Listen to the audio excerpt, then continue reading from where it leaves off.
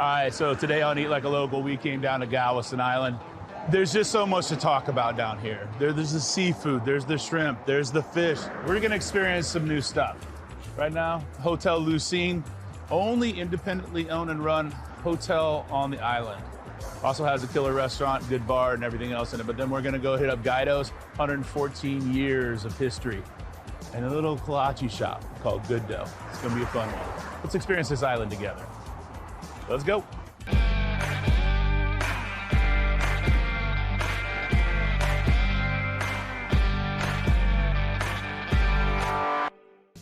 So this morning I just woke up and was like, man, I know there's a good bakery here making good kolaches. And I was right. This little spot, Good Dough. Small, little family owned, but doing the good stuff. So let's grab a couple of these things, because if you're down here and you want breakfast, this is it right here. Brown butter. I'm gonna need about a dozen of these things. So we got Okie Dokie Artichoke. That is one of my favorite, one of our vegetarians. It is got house-made artichoke spinach dip in the sweet dough. So everything that you love about spinach dip and like eating it with bread, you just get it in one perfect bite. Some of these are named after local places like the Cherry Hill Racer. Cherry Hill's where they used to race in the 50s, and so that's our cherry kolache. And then we just get silly, like Show Me Your Bloobs or Mr. Crispy Bacon. All the names have something behind them. There's a story, something silly. I mean, this is just a beautiful thing. There's a lot of people come here for vacation time. You have all the pre-made stuff, so they don't have to feed everybody. They can just come in here, grab stuff. They can stay at the house that they rented. They don't have to worry about it. If they want to come in for a cooking class, they can do that. Stuff for the beach, it's great. You pack a picnic. We can deliver the food to your house. We can come to your house and do private dinner one night. 4-course private dinner. I mean, that's nice. Oh, it's great. And a lot of the tourists who come into town, they just don't want to mess with it. So we can deliver your food hot and ready to self-serve. We can fill your fridge with meals before you even get there. That is key. And so while the maids are cleaning and everything gets done, we can go and fill the fridge for them and have it ready so when they get on site, it's good. Because I do love running a house, but it's always like check in, open it, okay, look what we got, now we gotta go. Now we gotta go to the store. Something different that the island needs. It's really smart. Thank you so much, Chef. I appreciate it. One of those cool spots on the island, run by locals, for locals, and also for the tourists, because you know, you can come in and get kolaches, but if you are renting a house in this area, the fact that there's so much food in there that's just grab and go or can be already put into your house before you show up saves so much time and effort. And when you rent a house, you really want to just stay at the house. You don't have to cook, it's already done. That's so smart. Good dough. Didn't see that. Glad we did. Now let's get this day started. You can go grab your kolaches, come sit down here by the water. Pretty awesome. I think we just have to get into them, right? What all we got in here? Oh, I think this is the chicken pot pie. That's kind of what I was excited about. It's everything you want in a chicken pot pie. It's good dough too. She said that was kind of their breakfast one. Sausage, bacon, gravy, creamy. That's delicious. That dough is awesome. And this one she talks about a lot. The spinach artichoke. But instead of dipping crackers into your spinach artichoke or your chip, it's already in your kolache. It does make me think of spinach artichoke dipping. That's good. Down in the island, there's not a whole lot of these. You're gonna find a lot of donut shops that have kolaches. You're just not gonna find a kolache shop that also has pre-made lunch, dinner, cooking classes. Good dough. Didn't see what we were getting into when we got there, but I really appreciate what they're doing. I think it's fantastic. I like this a lot. Now it's time to head over to the fancy Hotel Lucine. New spot on the island. They're really focusing on local product, cool wine list. I'm excited to see this, I really am. Inside of Hotel Lucine is the Fancy, a restaurant that focuses on local product. Young chef, Matt, doing wonders. The supply of local product, he's really searching that out and making sure that he can support this ecosystem, not just through its fish waterways, but through its farming and giving people the opportunity to grow certain things. So let's go check it out. How y'all doing? All right, Matt. So you've been here for just under a year. Yeah. And this hotel isn't much more than that, really. No, the hotel just celebrated 1 year. But I think it's interesting, like, because it is easy just to call up big companies, which there's nothing wrong with. Sure. And getting all of your items delivered, and that's the norm of most restaurants. You've gone a different path. Really trying to work with the people that are close to me. I mean, forever this is like farming no man's land. Yeah, so it's been nice to get here and sort of see that there is a little bit more than I had expected, but also sort of getting comfortable with just like reaching out to a farmer, right? Be like, can I get some of that?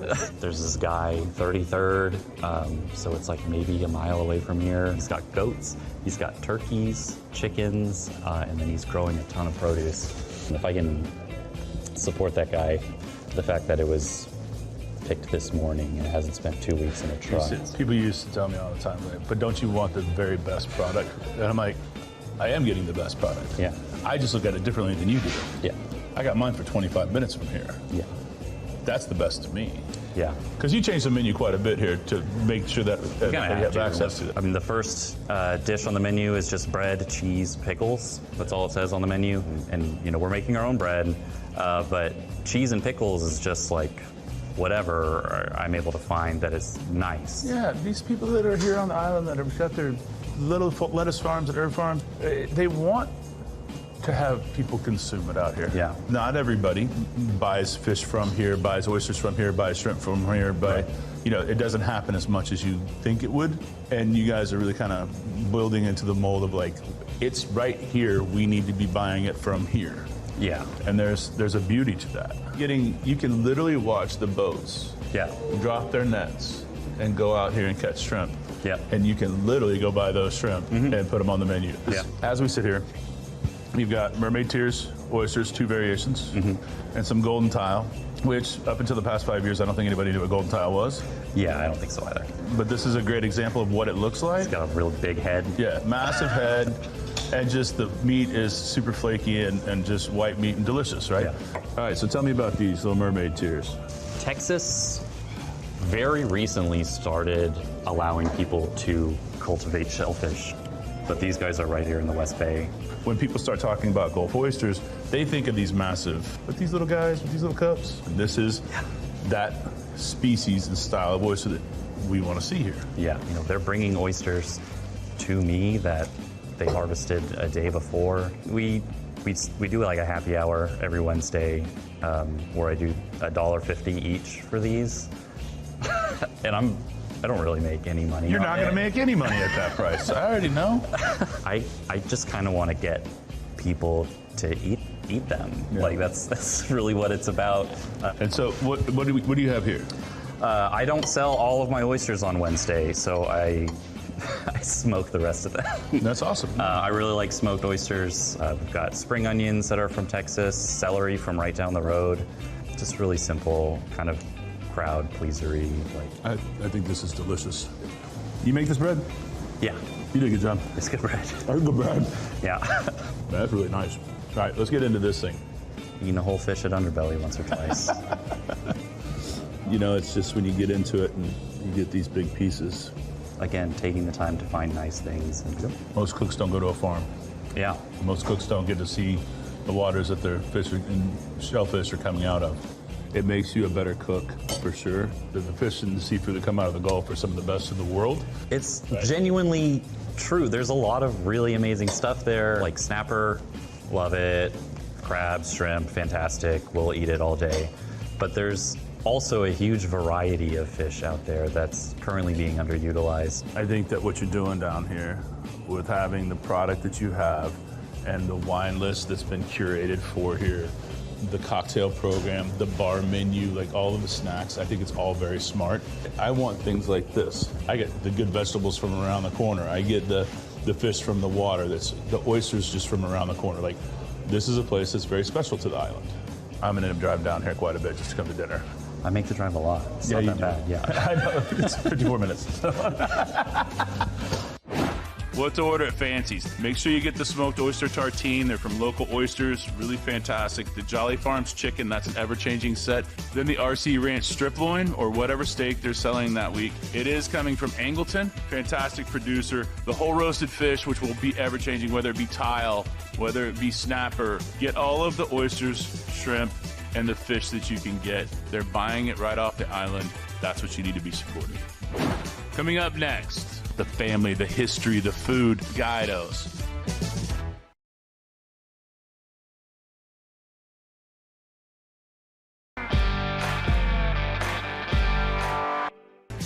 All right, now we're at Gaido's here in Galveston Island. Been here since 1911. That is 114 plus years, and that is amazing. You want to talk about history. You see it all throughout the walls when you walk through the building. You see the old menus. They were just awarded by the James Beard Foundation, the America's Classic.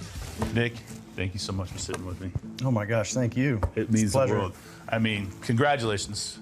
America's Classic by the James Beard Foundation, which I mean, this restaurant is how old now? 1911. 1911 to where we are now. I mean, that is a statement in its own right that most restaurants, what do they say, fail within 2 years? 3 to 5 years. Yeah, 3 to 5 years. Yeah. And you're still crushing at 114 years. Persistence. You guys have evolved and changed to fit the times over the years, right? But still deep rooted in history and class. Right, yeah. There needs to be a balance of both. Stay rooted in who you are, but also, understand who your market is and change with them. And How many generations are you now? the fourth, You're fourth? working on the fifth right now. Yeah? How's Yeah. that working out? Well, my son's 11. He'll be Okay. 12 next year. So Does he like it in that here? was my first summer. I was 12, so I'm getting him geared up for his first summer to peel shrimp and take out the trash. And I mean, he loves to cook. He loves to eat. All my kids do because that's what we enjoy doing. Yeah. If they decide to come in and be in the business is great. If not, that's okay too. You know.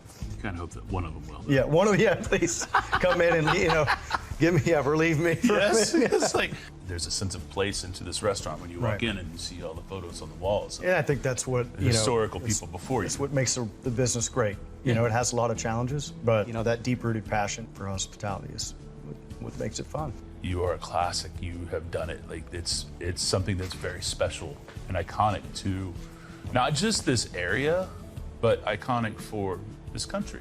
Being fourth generation, knowing you're running, a legacy restaurant. This is the founder and his wife, my great-grandfather, San Jacinto and Josephine, 1915, 1916. Nobody starts something thinking that it'll be there this long. I imagine they'd be pretty happy. I would hope so. Yeah. You think about that sometimes, and you think about just decisions you make, and the courage it took for him to start a business, and he probably never thought it was going to go No. 4 generations. What we do every day is to honor them. What's all the crystal about? It's my grandmother's collection. So there's 2 responsibilities: run the restaurant and take care of this crystal. That's my Uncle Paulie. He was really passionate about bringing the Alyssa home, the ship. It'd be interesting. You see some of the menus. Oh, man, I got a lot of questions. I think we've got one from even 1919, and you just some of the simple things that are on the menu. Nothing at all that what we have today. The beach menu from 19. 1919. So we did have some boiled crabs. We got fried crabs for 2 for 30 cents. Man, this is just the menu: Spanish mackerel broil, pompano, sheep's head. You know what? I wish people use more sheep's head. It's really underrated. It is. First- Then what is it to change the menu? Sure. I think that's a big question. First thing that comes to mind would have to be American red snapper. Some years ago, we only sold trout, redfish, and flounder. That was it. You couldn't give snapper away. Really? These are stories that were told to me, Yeah, of course. obviously. Customers want another white flaky fish, so we slowly transitioned into snapper. And now, if we 86 snapper, you're hiding there's a problem. under the table. There's a problem. Right. Most popular preparations are micro preparations of Parmesan encrusted. We've got a little flour, cornmeal, Parmesan, and some spices, and then it sautéed with a whole bunch of whole butter. And Of course, why would it not be? What you said, the dish, right? for fish, it certainly is. American red snapper is number 1, and our most favorite side would be Parmesan tomatoes for sure. So That's the number one, huh? number 1, and that's one of those old school Yeah. ones. So we try to focus on wild caught goldfish as much as we can. And I think that's amazing that you can look out and be like, yeah, tomorrow. Yeah, and I'll text, hey, tomorrow it's gonna what do y'all happen. catch? That's the beauty of where you're at too. Seafood's always rotating in and out. So we'll approach, the summer, and then our crab meat supply is a lot better. The size of the lump's a lot better. we're getting, more tilefish again. The mahi supply gets better. When we get into, into the fall, we can get flounder again, and then oysters come back. And so there's always something to look forward to. So This is why you have to limit the menu a little bit, right? sure. Because Right. at some point there's going to be, that's good, that's good, that's good. All right, let's just do 2 of everything. Yeah. Right. So let's walk through. We call this our deluxe oyster platter. It comes with the preparation of each of our 2 of each of our baked preparations. And then we've got fried, and then brochette, which is, bacon, onion, oyster, dredged in our seasoned flour. Yeah, of course. Why would you? Probably my favorite on the menu. This is With a little squeeze of lemon and tartar sauce. On the baked side, so this is our Asiago okay. cream, right? Asiago Parmesan. This is just a classic baked, garlic, breadcrumbs, butter, kind of a New Orleans Beanville here. Monterey cream and sherry with cheddar.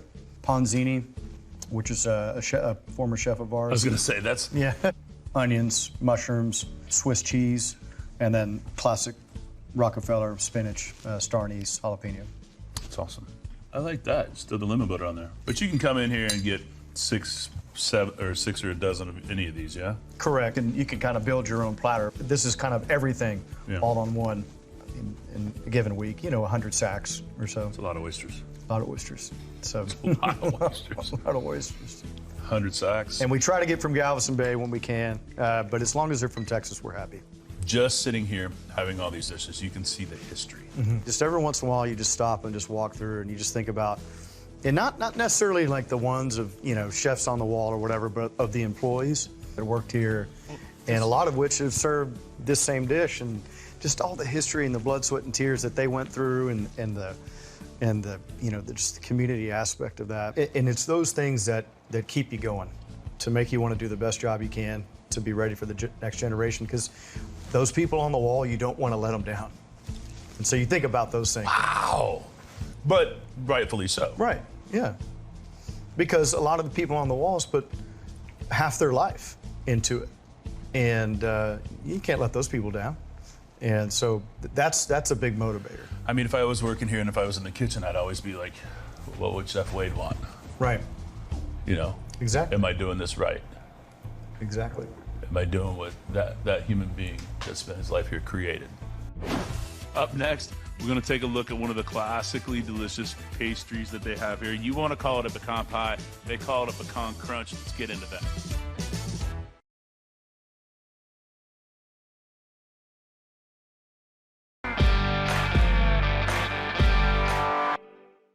All right, so this just kind of got put in front of me. Immaculately insane. If you don't like pecans, you're probably in the wrong place. Yeah, well, I mean. So we've got a crust made of pecan pieces. It does have a little Seriously? bit of it. Yeah. That's what he That's said. it, pecans on pecans. These are all Texas pecans, and we got of course, what's better with pie than ice come cream, on. and cowboy bourbon sauce. Like when you look at the bottom of that, and that's what you get, is just pecans. I didn't know that. That's why there's a pecan shortage right now. Guys selling too many pies. Man. And this has been on here for forever. Yes, 50, 60 years at least. I love it when the ice cream kind of melts, into it. It makes its own, almost like a creme anglaise. Now, would you say cowboy bourbon sauce? Mm-hmm. What is that? Yeah, so bourbon and bourbon sugar make like a bourbon caramel. Yeah, well, it's worth it. There is a expectation of pecan pie, Right. right? But not this way. When you look at the back of this and you're like, that's all pecans. You're like, yeah, it is all pecan. That's fantastic. Thank you. I'm glad you enjoy it. The back part of that, most of the times when you get pecan pie, you go to the front Right. and you work your way back. Yeah. And I think that you should absolutely work your way From the back to the front. Yeah. Because texturally, that is incredible. Yeah, where there's a little bit more height in the filling. Incredible. I'm just going to flip that over. There you go. Because sometimes the crust is great, right? Yeah. But pie crust isn't always great. No. You have made this just great. That's one of the best pecan pies I've ever had. I say that meaning that 100%. Oddly enough, I've never had pecan pie here. Now you have. It's almost, the crust is almost like chewy, Yeah, yeah, it has like a, like towards the back. yeah, like a nougat kind of thing. What to order at Gaido's? Get the selection of signature oysters, the Bienville, the Ponzi, the Rockefeller. There is the deluxe combo, which is what I had, that has all of them plus a couple of fried oysters. Get the Gold Shrimp cocktail, the Shrimp and Crab Crostini. I'm always down for a famous fried platter with goldfish, seafood, and whatever else. That's awesome. Get the American Red Snapper Michael. It's kind of their signature. It's got a Parmesan crust. And then do not sleep on the pecan crunch, AKA pecan pie. All right, so what a fantastic part of Galveston. Stopping by Gaido and seeing this little local producer making these delicious kolaches. And then all of the things that you can stock a rental house with. Can't wait to try the dill pickle pimento cheese and the brown butter Rice Krispie treats. Then you hit up Gaido's. Talk about 114 years. Talk about being an iconic restaurant down here on the island. It is kind of the juxtaposition. Then all of a sudden we come down here to the Hotel Lucine and talk with Matt at the Fancy and really see two styles of dining in this area, right? You've got the old school, super high-end fine dining, but come down here to the Fancy and kind of see the newer style of what's happening. The local sourcing, finding local farmers on the island, also while using all of the bounty of the sea here. Fish that's coming out of the water, mermaid tier oysters that are coming out of these waters. Seeing that style through a younger lens is also fantastic. We stayed here at the Lucine. It's awesome. Look at this view. Come down to Galveston more. It's so delicious, it really is. What's next?